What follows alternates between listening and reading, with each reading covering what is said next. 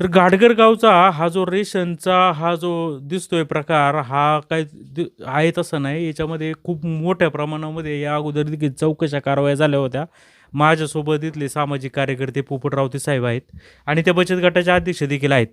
नक्की कधीपासून हा प्रकार चालू आहे? हा 2023 पासून आता हे महिलांच्या नावाने आपण दुकान दिलं होतं त्याला. परंतु हा 2024 पासून हे महिला म्हणजे ते बिचाऱ्या काय अज्ञानच आहेत म्हणायच्या, एवढ्या काय हुशार नाहीत.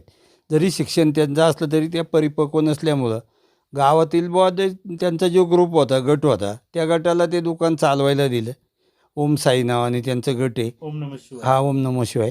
त्या गटाच्या नावाने आपण दुकान चालवायला दिलं. आता महिला आमच्याच आहेत, काही लोकांच्या महिला नाहीत. परंतु या महिलांनीच हे दुकान चालवायला पाहिजे होतं, असं माझा पहिल्यापासून उद्देश होता. का महिलांनी चालवा म्हणजे महिलांना त्याचा रोजगारही मिळेल, त्याच्यात काय थोडंफार, आणि लोकांमध्ये जनजागृती होईल की महिला सक्षम झालेल्या आहेत, हा उद्देश ठेवला होता. परंतु या महिलांनी काय केलं, त्यांच्यातल्याच काही सदस्य ज्या महिला होत्या, मग आमचे धर्माची माडारे नावाचा एक कार्यकर्ते, त्याचा या गटाशी संबंधही नाही किंवा काही कुठलाही प्रश्नच नाही. गट हा महिलांचा आहे, दुकान हे महिलांना मिळालेलं आहे त्या गटाला. आणि हा या त्यांच्यावर बॉसिंग करून म्हणजे हा अगदी असं म्हणजे त्यांना शिव्यागाळ्या करून दमबाज्या करून ते दुकान स्वतःच्या घरामध्ये ते मटेरियल ठेवलं जातं. म्हणजे तुमचं जबरदस्तीने ताब्यात हा घेतलं. जबरदस्तीने ताब्यात घेतले त्यांनी, जबरदस्तीने घेतले. आणि परत या महिला विचारायला गेल्या का यांचे शिक्के ते लेटर पॅड वगैरे काय जे आहे हे सुद्धा हिसकून घेतले त्यांनी. मी या सर्वच महिलांना, मी त्या गटातल्या 4-6 महिलांना घेऊन संजय शेळके नावाचे आपले तहसीलदार साहेब होते, तेव्हापासून त्यांच्याही निदर्शनास आले. ह्या मुळातच हा परवानाच रद्द करायचा निर्णय झाला. परवाना रद्दच झाला होता. यांनी विभागीय आयुक्त कार्यालयामध्ये या महिलांना म्हणजे नेऊन फसून यांच्या सह्या घेऊन परत ती केस लढून ते दुकान पुढं भविष्यात चालू ठेवलं. चालू ठेवल्यानंतर हा याचे जे धंदे आहेत, याचे धंदे सगळे चोरीच करायचे. म्हणजे 3-3 महिन्याचा 2 महिन्या माल आला तर 40च लोकांना द्यायचा नाही किंवा 10च लोकांना द्यायचा नाही. आता तर एकदम 3 महिन्याचा माल येतो. बरं, पावत्या हा आधीच 5-6 दिवस आधी काढतो आहे. मग हा कारण सांगतो आहे की बुवा इकडे रेंज नाही, मला वायफाय मिळत नाही, ही खोटं नाटं सांगून लोकांना फसवतो आणि लोकांचे अंगठे घेतो. आणि माल देताना मग जरी पोपटराव त्याचं रेशनिंग कार्ड असेल, माझ्या कुटुंबात जरी 2-5 माणसं असतील किंवा 10 माणसं असतील, तर हा पहिलंच ते थंब घेतल्यानंतर हा माल ज्यावेळी आणायला व्यक्ती जाते, पावत्या तर कधी एकाही बी कार्डधारकाला, कुठल्याही कार्डधारकाला म्हणजे 2024पासून यांनी कधी पावत्याही दिल्या नाहीत. पावत्या दावतसुद्धा नाही. आता मागच दीपावलीमध्ये इथं त्या साड्या वगैरे आल्या त्या महिलांना वाटायला, ते काही म्हणजे ईदवा वगैरे अशा ज्या महिला असते, हा दिवाळी भेट, अहो 170 साड्या गावात आल्या आणि त्या गळाप एकाही महिलेला ती साडी दिली नाही. विचारा, ते समोर आहेत. म्हणजे असं नाही का मी बोलतोय म्हणून नाही. साखर जी रेसनिंगला येते तिथे गडपच कधी म्हणजे हा साखरच भरत नाही, तिकडं बच्यावर भरतो आणि तिकडे विक्री करून टाकतो. गावाला अजिबात नाही. 900 किलो साखर विकून खाली त्यांनी, 950 म्हणजे एवढी साखर विकून खाली, ही सुद्धा लोकांना माहीत नाही. आमच्यासारखे कार्यकर्ते नेहमी फिरत असल्यामुळं ते काही इकडे किरकोळ याच्यात लक्ष टाकत नव्हतो.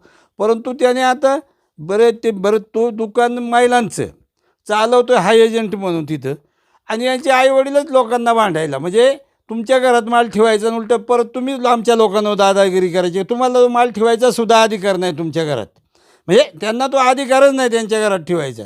आणि उलटं त्याचीच आईवडील लोकांना जे जातं ना, ते आमचं पोरगा असे तसे, आणि लोकांना दमबाजा करता, आम्ही काय भिकारी आहेत का, आम्ही काय आमके आहेत का. अरे तुम्ही भिकारी नाहीत, तुम्ही मस्त श्रीमंत आहेत.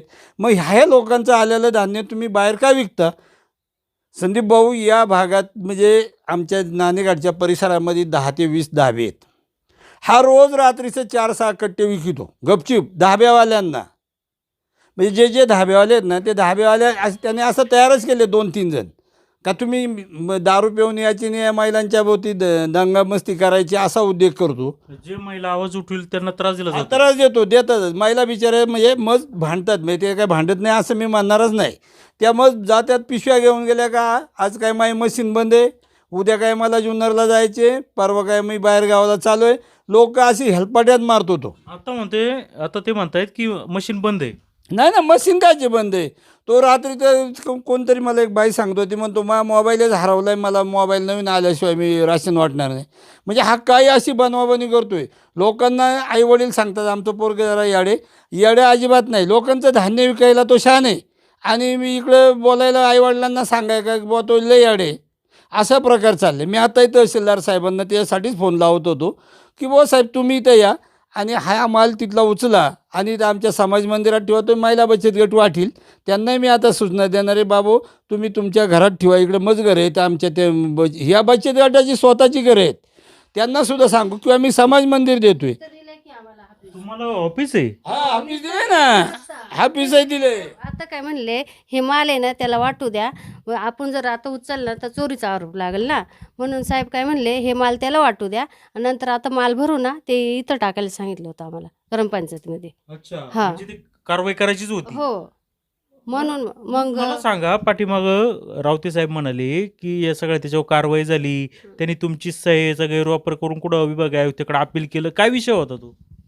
तेव्हा म्हणजे म्हणले का नाही नाही असं करू तसं करू, नाही का बा जाऊ दे म्हणला, एवढ्या बारला जाऊ दे बा करू दे. तर पण तो ते आहे तेच चाललंय त्याचं. आणि तसं म्हणायला गेलं तर मला म्हणतो तुझा काय संबंध आहे, तुझा संबंध नाही, दोघींचा संबंध नाही, माझा मी करतो, माझा मी हे करतो. बरं बरं ठीक आहे, तुझा तू करतो, पण लोकांची ऑर्डर काय करायला येते आमच्यापाशी. मग लोकांना हाय ते देऊन टाक ना तू. 35 किलो धान्य त्याच्यावरून म्हणायला गेले 35 किलो धान्य का नाही, तू ते 35 किलोच देऊन टाक ना. तू तुला काय माहिती आहे, तू अडाणी, तू आमका, तू तमका, साहेबांनी शिकून पाठवले, तेवढंच डाटा दिले, आमका दिले, तमका दिले, असंच बोलून सारायचं आम्हाला. त्याच्यापासून काय तुम्हाला फायदा? आम्हाला काहीच फायदा नाही त्याच्यापासून, बचत गटाला काय पैसे वगैरे काहीच नाही. हे पडतंय ना निधी बिधी, तो डायरेक्ट म्हणतो माझा मजुरी पडते. आणि मग ते अकाउंट जे आहे ते ते तुमच्या खात्यात आमच्याच नावावर आहे. आम्ही बँकेवाल्याला पण सांगितलं होतं, आम्ही असल्याशिवाय पैसे काढून द्यायचे तू नाही. काढतो कसं काय पैसे? पैसे मग त्याच्यावर आम्हाला लय शिव्या गाळ्या दिल्या त्यांना. आणि मग ती म्हणजे ती बाई गेली सचिव, आणि मग तिने पैसे काढून दिलं. तुम्ही सही का केली मग? मी नाही केली, मी सहीच नाही केली. मला जसं शिव्या दिल्यात ना त्याने, तसं मी कितीतरी दिवस झालं पैसे काढून देत नाही. अध्यक्षाची सही असल्याशिवाय बँक कशी काय पैसे देईल? नाही नाही, आता ते बँकेचं काय रूल असेल त्यांचं.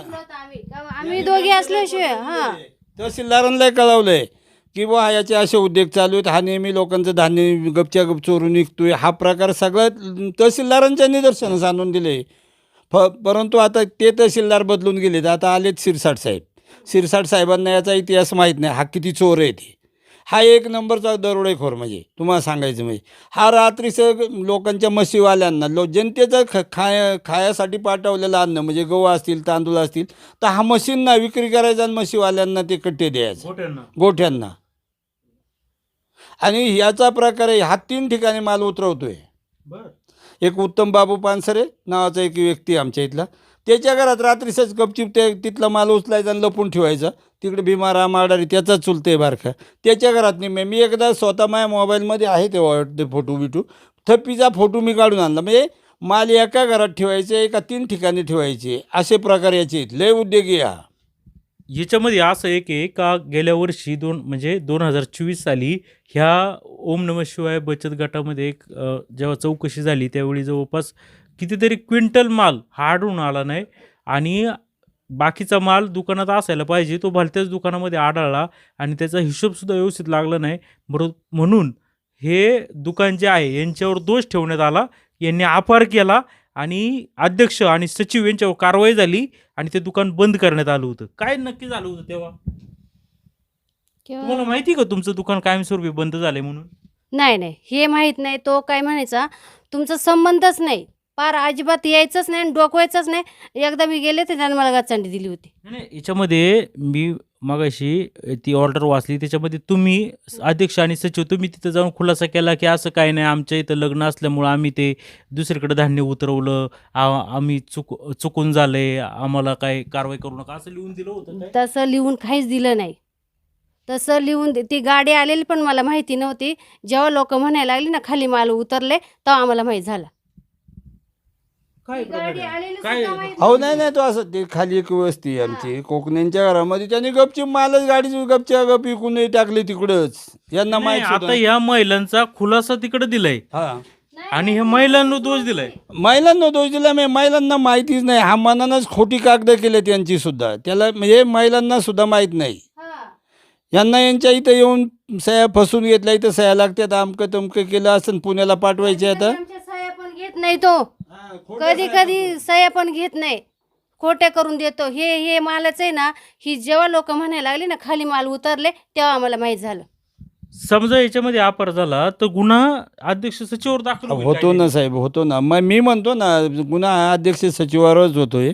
पण यांना मी मागे सांगितलं होतं की एक तर तो राजीनामा द्या तुम्ही, ते मरू द्या, आपल्याला काही घेणं देणं नाही. त्याचं बेनिफिट तो खातो आणि या बिचाऱ्यांना त्रास आहे ना. काय तुमची या मागणी आहे? बायांना शेगालतो तू, म्हणजे हे वाईट वाटतं मला. काय करायचं?